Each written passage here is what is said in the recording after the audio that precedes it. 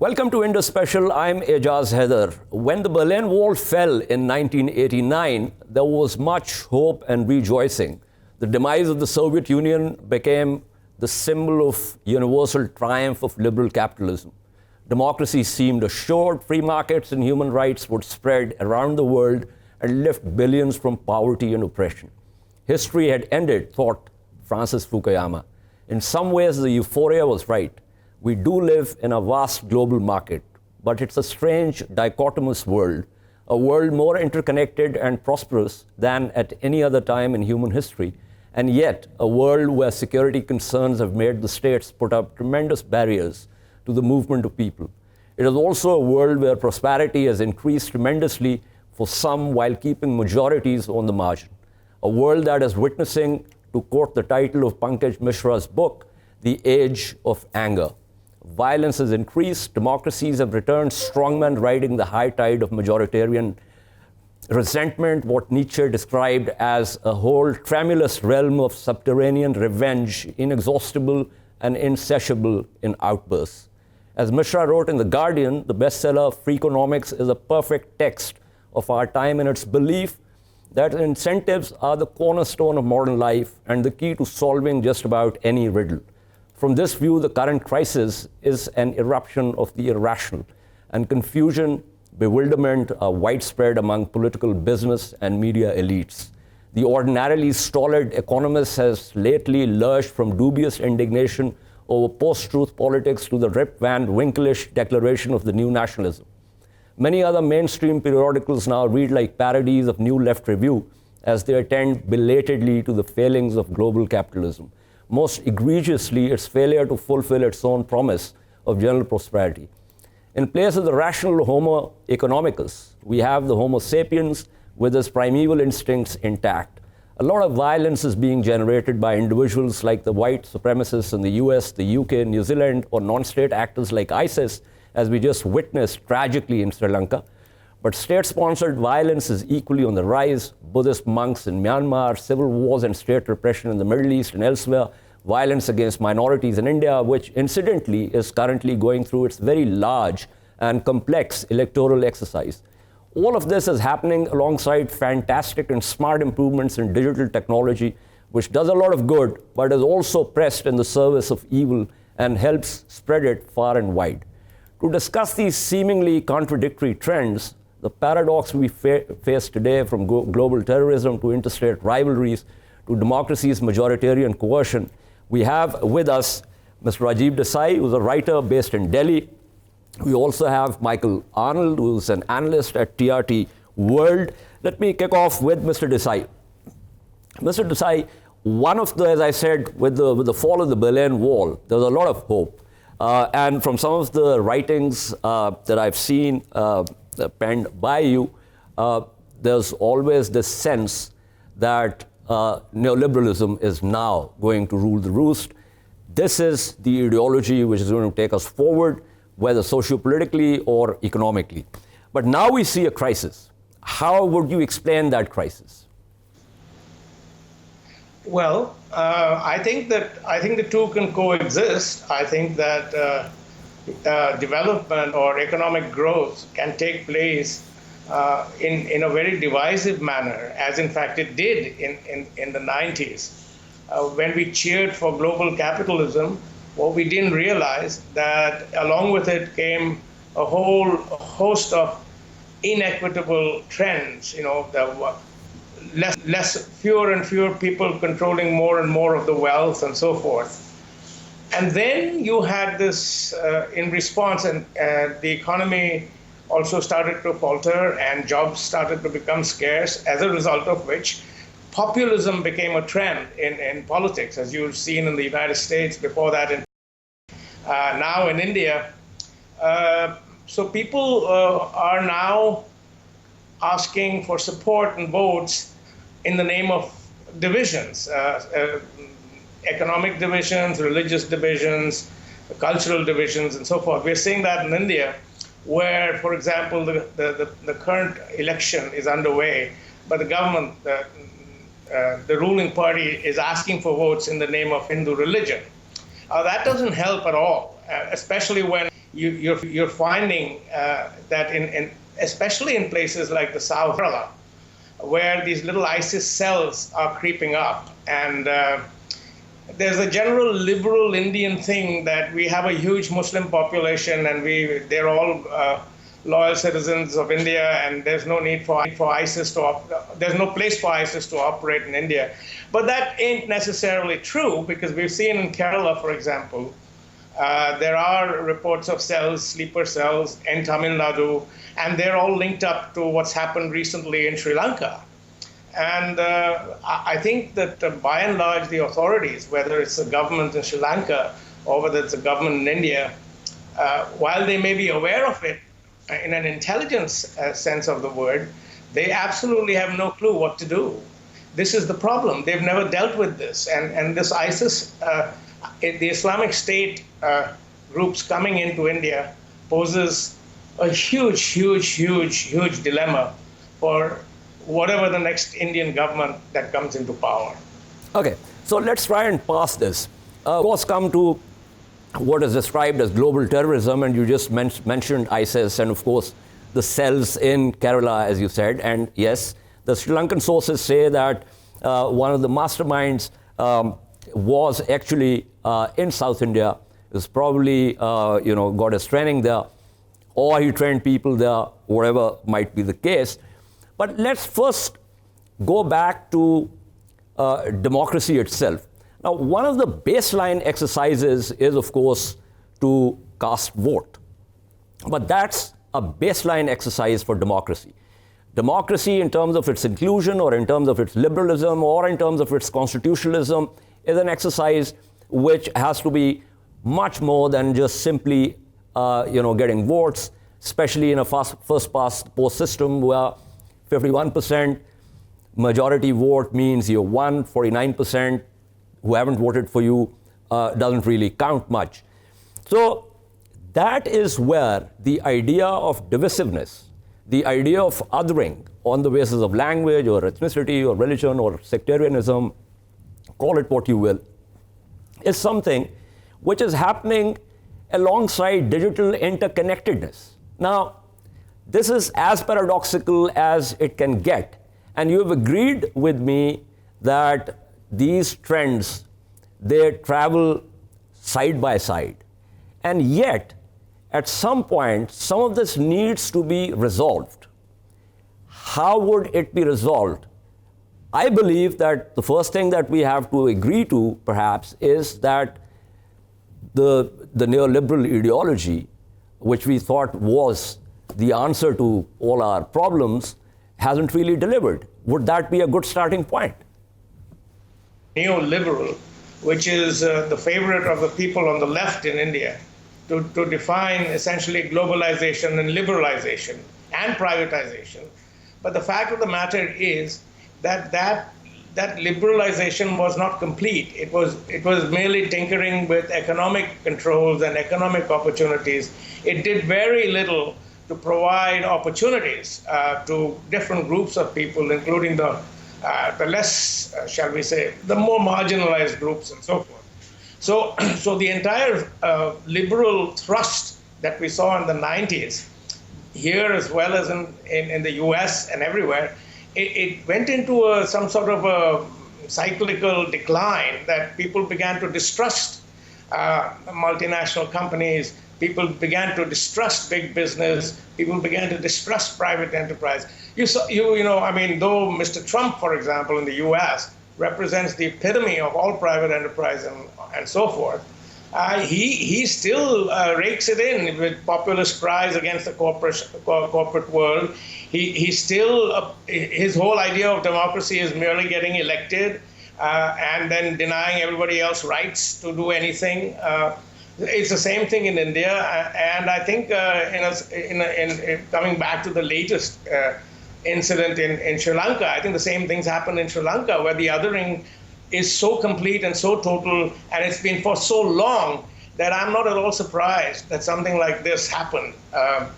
And I think more and more these things will happen unless you get some kind of mechanism in place to ensure that people who come in, who come in to lead communities and states and nations and institutions and companies and corporations are people with some sort of vision, some sort of compassion. Otherwise, we will really continue to be hurt by this global terror and local terror.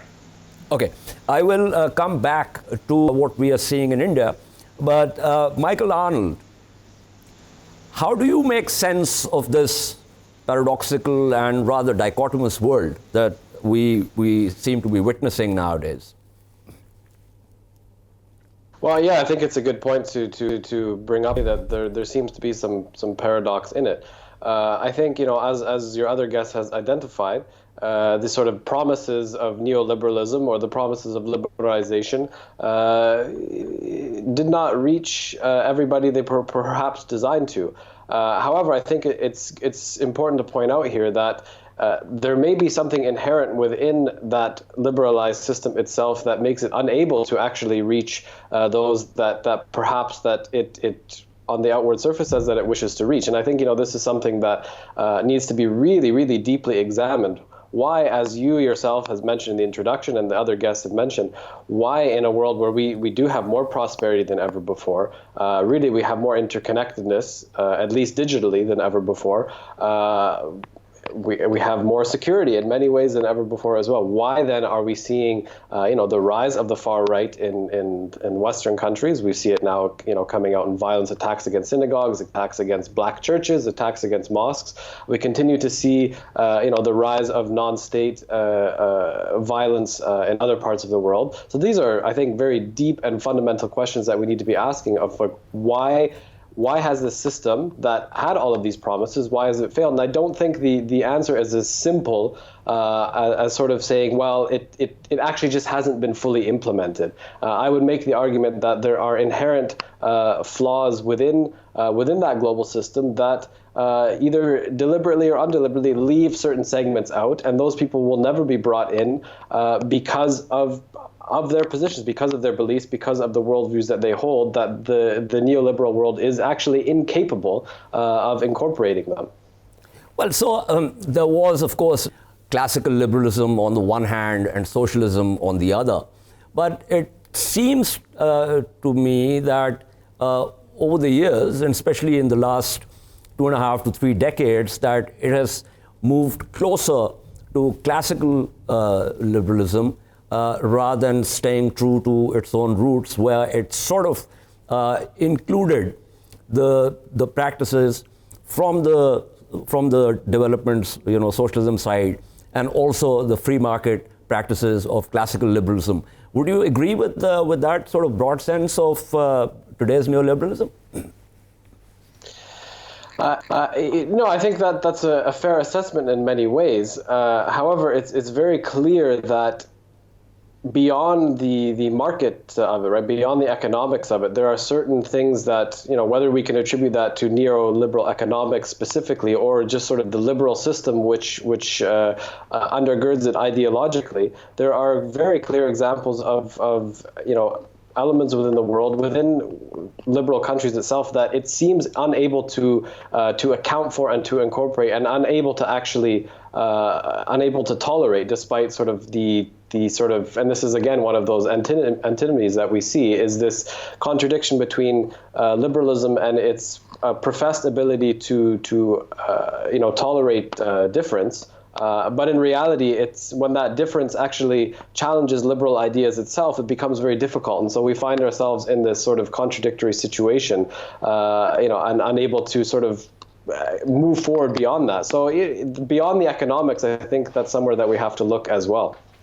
Absolutely, I agree with you. Mr. Desai, we normally use the state as the unit of analysis. Obviously, whether one likes it or not, whether one problematizes the state or not. The fact is that the state is a basic entity in today's world. It gives us our identity, our passports, and the rest of it. But there is also the manner in which the state behaves, especially in an anarchic world, in a realist fashion, is something which adds to to violence, externally and occasionally also internally. Now, in the case of India, for instance, how would you, if I were to ask you as an Indian analyst, to give me a difference between the BJP government under the late Mr. Vajpayee and the BJP government under Prime Minister Narendra Modi? Usually analysts refer to the fact that there's a greater RSS factor in this BJP government than there was under Mr. Vajpayee. Is that a fair assessment? And if it is, what does it signify in terms of inclusiveness in India, which is a country with multiple ethnicities, languages, and religions? No, I think this is the myth that has been floated by people. Many opinion leaders and so forth in India have floated the idea that the previous BJP government under Mr. Vajpayee was liberal and so forth compared to the current one. That's not true at all. They're the ones who started it all out with the destruction of the mosque and so forth. So there is really very little to choose from between the two. These are all people who, well, let me come back for a minute. Globalization was the biggest threat to the state in the 90s. The state began to recede as people began to work for corporations where, you had, it became almost like, I used to work with many of these companies as an advisor, and you'd find people talking to people in Finland and England and Korea and Japan, and it just seemed like the state boundaries were not there anymore. And in the process, we had some enlightened leadership in the United States and in India, which brought a little bit of sense back to this globalized economic system. For example, in India, there were very big programs, welfare programs enacted, and so forth.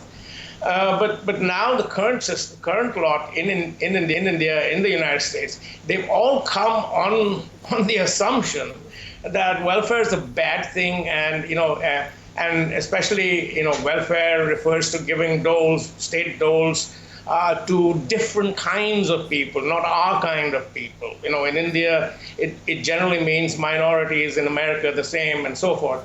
So I think leadership plays a very, very important role. And at this point, we're looking at, and I can talk of two democracies that I know really well, the US and India, and there, the leadership is really, really wanting. And I honestly believe that since the other guest also brought it up, how do you deal with this? I think it's very difficult to think of systemic changes, constitutional changes, legislative changes, and so forth, behavioral changes. I think the easiest, the best, fastest, swiftest way to address the problem is leadership. You have to have a compassionate leadership, enlightened leadership that can lead, that can take the country away from the divisiveness. It happened after Bush in America with Obama, and we're hoping that it'll happen after Mr. Modi in India. But leadership is a very, very, very critical aspect of dealing with the situation. Okay, so Michael, Mr. Rajiv Desai has talked about the importance of having good leadership and also the hope that perhaps at the end of the current electoral exercise in India, that India will have that leadership that could sort of heal the wounds that the last 5 years have inflicted on the Indian socio-political system. But here's the thing. How does one get that leadership when we are in a situation where certain politicians are actually counting on this divisiveness to come to power? Now, and they're doing it through, voting exercises. Now, if you have political leadership that is actually counting on the divisiveness, then how does one get that leadership that Mr. Desai is talking about?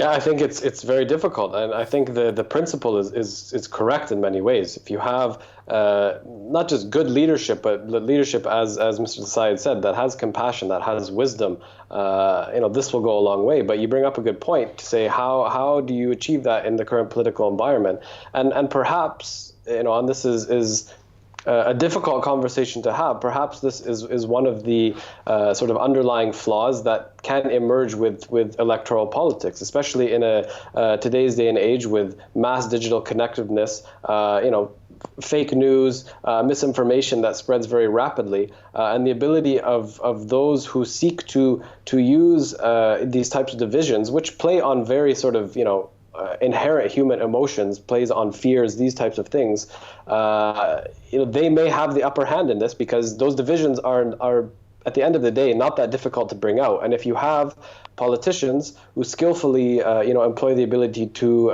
exploit those divisions versus politicians who maybe speak in a language that has that wisdom, has that leadership, but is maybe less able to connect with sort of these primal instincts of many of the voters, you may be faced with with challenges going forward, particularly if the underlying conditions and the grievances that many people have aren't able to be addressed or continue to get worse. That becomes a very difficult thing to overcome. And I'm not meaning to sound a negative on things, but I think it's a fair point to say that how do we overcome this in the current political environment in places where politicians, whether it's in India or United States or many other places, we see in Europe as well with the rise of populist far rights, where they very much dig into these divisions in society and seek to exploit them for political gain to varying success. But we can see that it's worked on many occasions. Also, there's another issue with just the political leadership formulation. I'll go back to Mr. Desai on that, but won't you think, Michael, that this is a systemic problem? And the moment we talk about a systemic problem, then we are essentially talking about structures. And when we're talking structures, we're talking about something that is way more complex than something that can be handled merely in and through personalities, whether it's a bunch of leaders or whether it's one single sort of visionary leader. The system and structures become a bigger problem than just personalities. Yeah, absolutely. I think it's definitely accurate to say this is a systemic problem. The issue, I think, becomes that because it's now really a globally systemic problem. I mean, we kind of opened the discussion with, this Francis Fukuyama, the end of history, the victory of neoliberalism. And despite the fact that the victory maybe hasn't been, in the way that its visionaries have intended, the reality, if we really sort of honestly assess the global situation, is that maybe in a more dystopian manner than a utopian manner, but that neoliberalism has really won the day. Now, there are those who are opposing it and those who resist it in various different forms. Some of those forms, of course, take very ugly violence. Others, more direct political action. There's various ways that's being done. But that system is entrenched around the world. And so you're right to say that it is systematic. But now we're talking about undoing a system that has been entrenched for at least the last 4 or 5 decades, and that becomes very difficult. And again, we see that happening now, but we also see that being exploited by states and by leaders who wish to exploit that for their own personal gain. So I know I'm not providing many answers for you here, but I think it's because the answers are very, very difficult in this situation. And we're faced with a time in history where it is a period of transition, but we don't know what that transition is going to look like. It could move towards something better, but at this point, the way that we've been seeing things in the last 10, 15 years at least, it seems like we could be going through a period of some ugliness before things turn around in a better way. I absolutely agree with you, Michael, and also with 2 answers. Yes, we don't have too many answers. In fact, I would say that we don't have any answers at this point in time, but thank you so much for your time. I'm going to take a short break, and at the other end of the break, we'll continue with this discussion. Stay with us.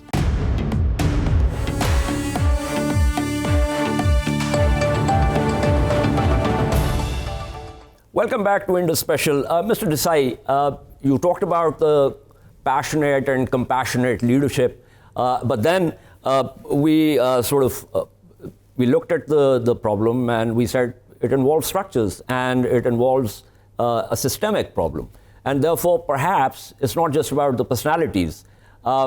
Would you still stand with the formulation, with your original formulation, or would you like to nuance it further? Well, actually, no. I think that what I have suggested is something that I've thought through a bit.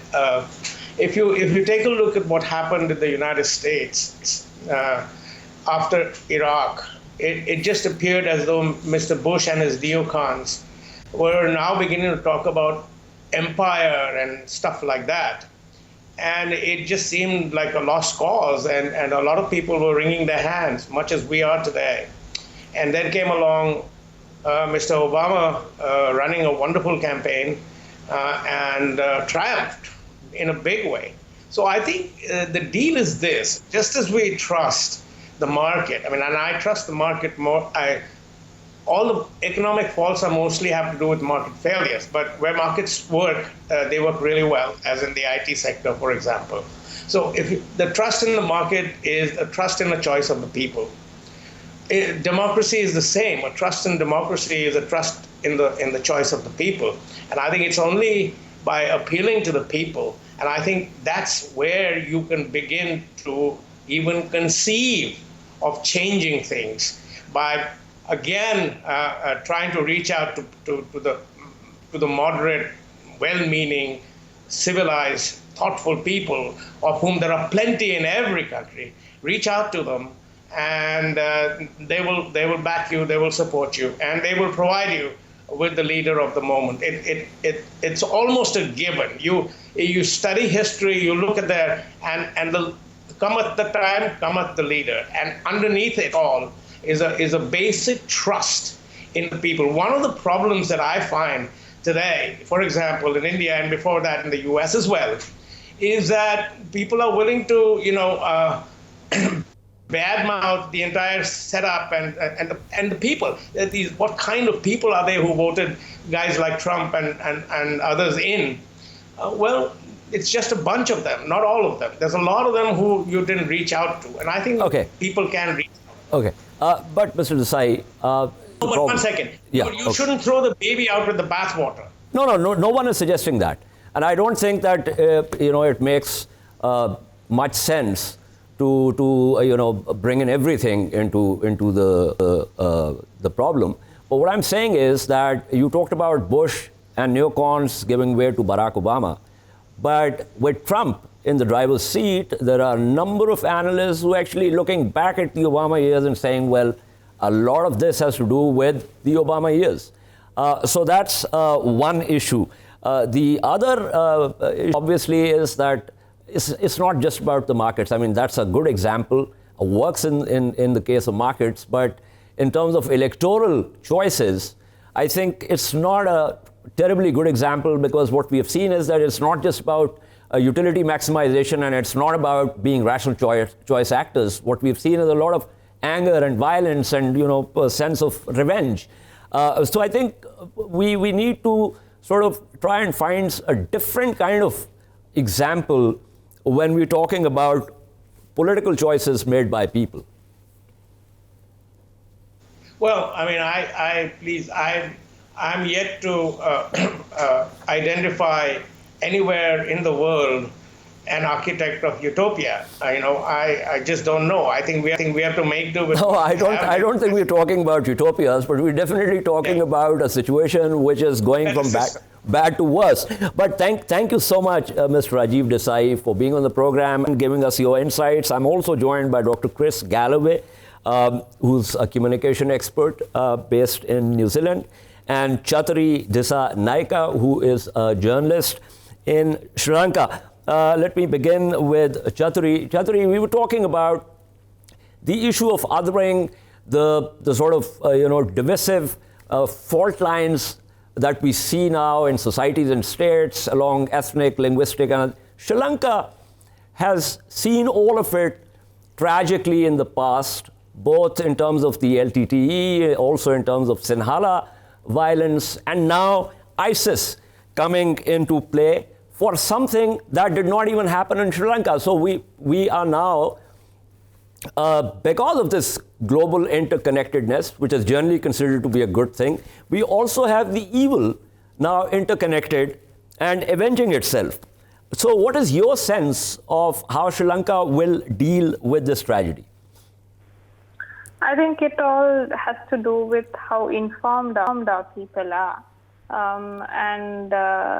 During these tragic events also, you see right after what happened, the way the government and the religious leaders from all states handled it is an example of how it can be handled sensitively, because you didn't see any violence coming in right after, although there was a lot of anticipation that there would be violence, anti-Muslim violence, but that didn't happen. And that is because of the communication that was done from the government, from the political leaders as well as the religious leaders. So it's a two-way scenario. Yes, our country, a lot of the political leadership has used this kind of polarizing ideas for political gain, but there's also been a saner voice coming in as well. Okay, but if something like this, heaven forbid, were to happen again, this is the kind of thing which has cumulative impact, and that is where the othering becomes complete. That is where you get into that kind of civil war situation. And as I said, Sri Lanka has witnessed that before. But you think that this particular episode has been handled very well and that this calm and this composure will stay? There is a greater possibility that this calm and composure will stay. It is very fragile, I admit, but the public is also sensitive and a little mature now than before. You saw that again during the constitutional crisis in October 2006. There was no violence, although there was a lot of uncertainty in the air, and there was even the political leadership was not very confirmed. But you saw that the public handled it well. There was no violence. So there is people have gone through a 30-year war. As much as there is extremism coming out, there are saner voices coming out for calm. And I think because when you look at it, there will be this peace will continue, hopefully. And on the other hand, in terms of Sri Lanka is a little ill-equipped to handle the global terrorism in terms of legal aspects. So the government is now frantically trying to fix that problem. We have already seen that President has announced two of these organizations are banned under emergency regulations, and they are looking at reforms in the Counter-Terrorism Act to address this situation as well. Okay. Dr. Chris Galloway, New Zealand, after the Christchurch tragedy, probably handled it way better than any other state has handled this kind of tragedy. There is a sense of inclusion, and of course, there have been stricter gun laws and the rest of it. But what happened in Christchurch was avenged thousands of miles away in Sri Lanka. So before you joined us, we were talking about the positive aspects of interconnectedness, and then also the fact that it is pressed into the service of evil. Given what happened in Christchurch, how do you view what happened in Sri Lanka? And what can be done by the states and societies to ensure that such tragedies do not happen? Well, it does seem clear that the Sri Lanka bombers took some kind of perverse inspiration from the Christchurch tragedy, as you suggest. In terms of what can states do, I think the response here in New Zealand, which was very strongly to say that the Muslim communities affected are us. They are part of us. They are not other in New Zealand. Is a very strong response to extremism, to the kind of extremism that leads to these terrible acts. I think whatever governments can do to foster that form of inclusion, such as has been demonstrated by the leadership of our Prime Minister, Jacinda Ardern, is one way of countering this sort of ideology. Beyond that, I have studied Islamic State and published on it myself, and one of the things I'm aware of is that, as you were rightly saying before, we have this interconnectedness of evil. There are more than 30 different affiliates of the Islamic State organization around the world. So it's very clear that this is a problem that is not going away in a hurry. Okay. Now, my biggest concern is that instead of appreciating what New Zealand government and society did in terms of reassuring the Muslim community, the lesson that was imbibed was to avenge that, to create more violence, to create more evil. And so the millions of Muslims who actually appreciated what New Zealand did have ended up, looking sorry because a few who have imbibed this extremist ideology have gone and avenged it somewhere else. So I think there are this evil problem here, and the problem of violence is becoming dangerous because a very few people can actually upend the good work done by millions of people. Unfortunately, you are completely correct. And I say unfortunately because there are many examples throughout history of small groups, as you say, upending good things that have been achieved. In our case, we definitely hope that the spirit of inclusion that you mentioned earlier continues and is strengthened in New Zealand. We are seeing at the moment armed police protecting mosques as the run-up to Ramadan occurs. But in terms of this interconnectedness of evil, it's a very good phrase that you've chosen. I suspect, sadly, that we will see more minority groups within Islam seeking to take this kind of action. And to me, that's a depressing prospect. Yes, that is a depressing prospect. But we also had another discussion before you joined us, and that had to do with the fact that after the fall of the Berlin Wall, there was a lot of euphoria, and history was supposed to have ended, and it was all about liberal capitalism and democracy and the rest of it. But what we are witnessing now is that democracy is becoming a vehicle for the expression of divisiveness in various societies. And strongmen in various parts of the world are actually rising the high tide that they've taken, and they are getting into positions of power and increasing the divisiveness. Is this the kind of world that we shall be dealing with in the next 20 to 30 years, or do you think it's just one of the cycles and it'll sort of taper off? I would probably take the view that this is the new normal. One of the things that can be done about it is something that our Prime Minister is planning to do together with the President of France, and take on the big social media giants, Facebook, Google, and so on, in terms of the extent to which they allow their social media platforms to be used by those who wish to propagate extremist ideology. This is something that can be done, and it can be done now.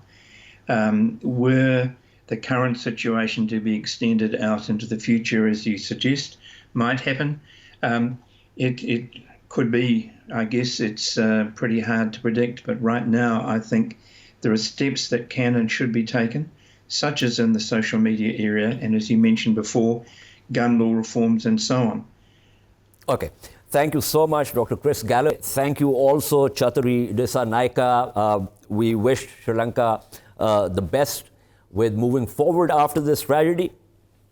This is all for the part one of our program today, but we shall continue this discussion tomorrow, which is going to be the second part of this very program. Until then, it's goodbye.